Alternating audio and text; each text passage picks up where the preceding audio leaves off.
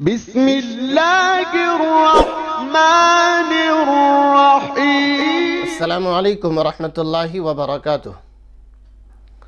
मैं उम्मीद करता हूँ कि तमाम नाज़रीन और सामीन बखैर होंगे। अल्लाह तबारक व तआला सबको खैर आफ़ियत से रखे। चंद अहबाब ने सवालात भेजे, चंद अहबाब ने फ़ोन किया कि आपके वीडियोज़ नहीं आ रहे हैं।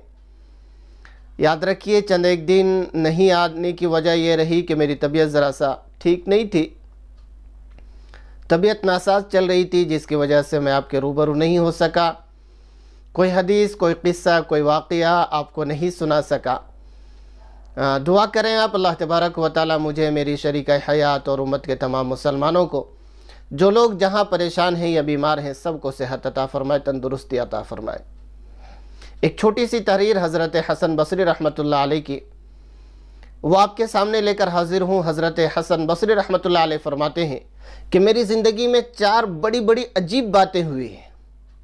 सबसे पहली बात ये कि मैं एक रास्ते से गुज़र रहा था, एक शख्स उधर से चराग लेकर आ रहा था।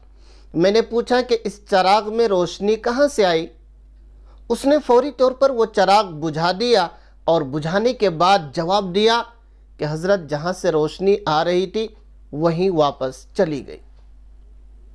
उसके हाजिर जवाबी ने मुझे दंग कर दिया, मैं हैरान रह गया।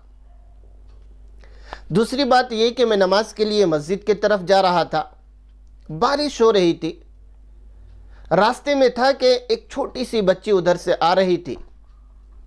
मैंने कहा कि बेटा, ज़रा संभल कर चलना, अगर तुम्हारा पाँव फिसले तो तुम गिर सकती हो, तुम्हें नुकसान हो सकता है, तुम्हें चोट लग सकती है। उस बच्ची के हाजिर जवाबी ने मुझे दंग कर दिया, मैं हैरान रह गया। उसने कहा कि हज़रत, मैं गिर गई, मेरा पाँव फिसल गया तो मैं गिरूंगी और नुकसान सिर्फ मेरा होगा, चोट सिर्फ मुझे लगेगी। आप अपना ख्याल रखिए, आप ज़रा संभल कर चलिए। अगर आपका पाँव फिसला तो फिर इस कौम का क्या बनेगा? इस छोटी सी बच्ची के जवाब ने मुझे हैरान कर दिया, मैं दंग रह गया। और तीसरी बात यह कि मैंने एक मुखन्नस को देखा। जब उसकी राज को मैं जान लिया तो वो मेरी तरफ देखकर समझ गया कि ये मेरे राज को जान चुके हैं। उसने कहा कि आप मेरी राजों को कहीं पर ना खोलें, मेरी राज फाश ना करें, अल्लाह आपके राजों पर पर्दा डाले रखेगा। और चौथी बात यह कि एक शख्स नमाज पढ़ रहा था, उसके सामने से एक औरत रोती चिल्लाती गुजर जाती है, जिसके सर पे ना तो दुपट्टा होता है, चेहरे पे ना तो कोई पर्दा होता है। वो रोती हुई चिल्लाती हुई गुजर जाती है। जब ये शख्स नमाज पूरी कर लेता है तो उस औरत को बुरा और भला कहने लगता है। वो औरत जब जानती है, सुनती है कि ये बुरा और भला कह रहा है, तो वापस आकर जवाब देती है कि मैं माजरत करती हूँ, माफ़ी चाहती हूँ, मेरे शौहर ने मुझे तलाक दे दिया था। मैं इतना बेचैन थी, इतना परेशान थी, जिसकी वजह से न तो मैं अपने सर पर दुपट्टा डाल सकी, न चेहरे को पर्दे से ढक सकी, और न ये ख्याल कर सकी कि मेरे सामने कोई नमाज पढ़ रहा है या नहीं पढ़ रहा है।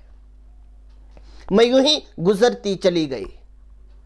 अफसोस मुझे इस बात पर है कि मैं अपने शौहर के प्यार में, मोहब्बत में इतना पागल हो चुकी हूं कि वो जब तलाक दिया है तो मैं अपने आप में कंट्रोल नहीं पा रही हूं, अपने आप को संभाल नहीं पा रही हूं।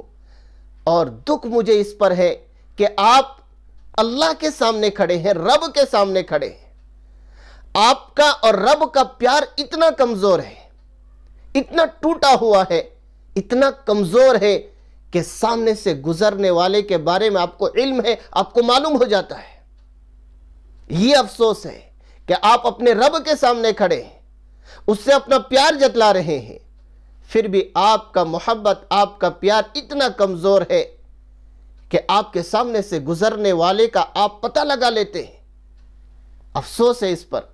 तो नाज़रीन, यकीनन ये चौथी जो बात है हम सब के अंदर है। हम लोग नमाज में होते हैं, मस्जिद में होते हैं, मुसल्ले में होते हैं, लेकिन हमारा ध्यान नमाज में नहीं होता, मुसल्ले में नहीं होता। हम आप मस्जिद में होते तो हैं, लेकिन हमारा दिल कहीं और होता है, हमारा ध्यान कहीं और होता है। इसलिए कोशिश कीजिए कि नमाज ध्यान के साथ, खुशू और खुजू के साथ अल्लाह को राज़ी करने के लिए नबी पाक सल्लल्लाहु अलैहि वसल्लम का तरीक़ा अपनाते हुए पढ़िए। अल्लाह मुझे भी, हम सब को भी इखलास के साथ, खुशू और खुजू के साथ नमाज़ें पढ़ने की तौफ़ीक़ अता फ़रमाए। आमीन। अस्सलामु अलैकुम व रहमतुल्लाहि व बरकातुहू।